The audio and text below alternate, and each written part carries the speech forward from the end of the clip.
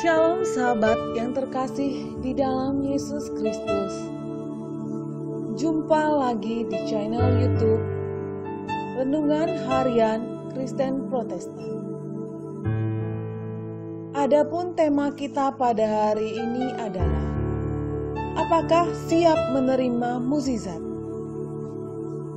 Yang terambil di dalam Kisah Para Rasul 3 ayat 1 sampai dengan 6. Kisah Para Rasul 3 ayat 1 sampai dengan 6, yang berbunyi demikian.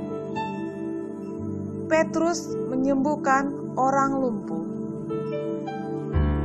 Pada suatu hari menjelang waktu sembahyang, yaitu pukul 3 petang, naiklah Petrus dan Yohanes ke bait Allah. Di situ ada seorang laki-laki yang lumpuh sejak lahirnya, sehingga ia harus diusung. Tiap-tiap hari orang itu diletakkan dekat pintu gerbang bait Allah yang bernama Gerbang Indah untuk meminta sedekah kepada orang yang masuk ke dalam bait Allah. Ketika orang itu melihat bahwa Petrus dan Yohanes hendak masuk ke bait Allah, ia meminta sedekah. Mereka menatap dia, dan Petrus berkata, "Lihatlah kepada kami." Lalu orang itu menatap mereka dengan harapan akan mendapat sesuatu dari mereka. Tetapi Petrus berkata, "Emas dan perak tidak ada padaku, tetapi apa yang kupunyai kuberikan kepadamu. Demi nama Yesus Kristus, orang Nazaret itu, berjalanlah."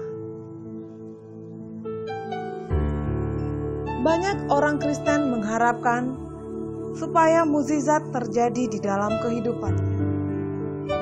Namun acap kali mukjizat tidak terjadi karena ada hal-hal yang menghalanginya.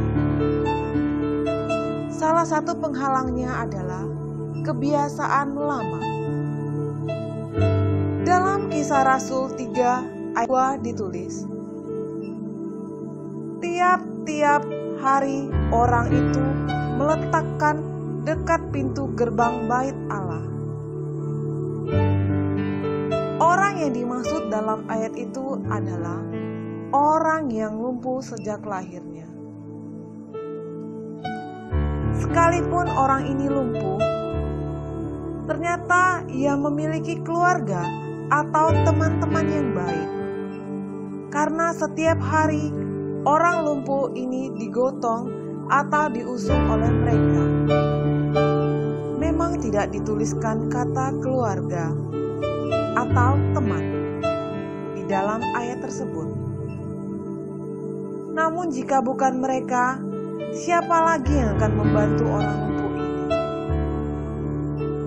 Orang yang cacat fisik saat itu dianggap najis secara ritual, sehingga tidak boleh masuk ke dalam bait suci. Namun ia boleh duduk di dekat gerbang sambil meminta sedekah. Dan hanya itulah yang bisa dan biasa ia lakukan. Yang menarik dari ayat yang sudah kita baca adalah tidak terlihat adanya keinginan orang lumpuh ini untuk sembuh. Yang terlihat hanya keinginan akan uang, tentu untuk mencukupi kebutuhan hidupnya. Bisa saja ia sudah putus asa atau sudah merasa keenakan. Bayangkan, setiap hari ada orang-orang yang mau menggotongnya. Lalu kenapa harus bekerja keras? Ia bisa mendapatkan uang hanya dengan bermodalkan tangan yang nada. Bisa jadi awalnya ia tidak berharap seperti itu. Tetapi karena banyaknya hasil dari apa yang dilakukannya itu, maka ia menjadi keenakan. Mungkin kita belum mengalami mukjizat, karena kita masih seperti orang lumpuh itu, yang hidupnya sudah terlalu enak dengan kebiasaan yang lama. Jika kita ingin mengalami mukjizat, sejatinya kita harus mengubah kebiasaan lama yang tidak mendukung terjadinya suatu perubahan atau mukjizat. Masalahnya adalah, apakah kita siap meninggalkan kebiasaan atau cara hidup kita yang lama? Jika kita berdoa, minta anak kepada Tuhan, masalahnya adalah, apakah kita siap jam tidurnya diganggu? Karena mengurus bayi berarti harus siap bangun kapan saja. Jika kita berdoa minta naik jabatan, masalahnya adalah, apakah kita siap mengemban tanggung jawab yang lebih besar? Karena naik jabatan berarti harus datang lebih pagi, pulang lebih malam. Bahkan mungkin waktu libur akan diganggu. Jika kita berdoa supaya ada perubahan besar di Indonesia, masalahnya adalah, apakah kita siap menaati setiap peraturan yang ditetapkan oleh pemerintah? Jangan-jangan selama ini kita hanya berdoa minta perubahan di Indonesia, tetapi kita juga sering melanggar aturan yang telah ditetapkan.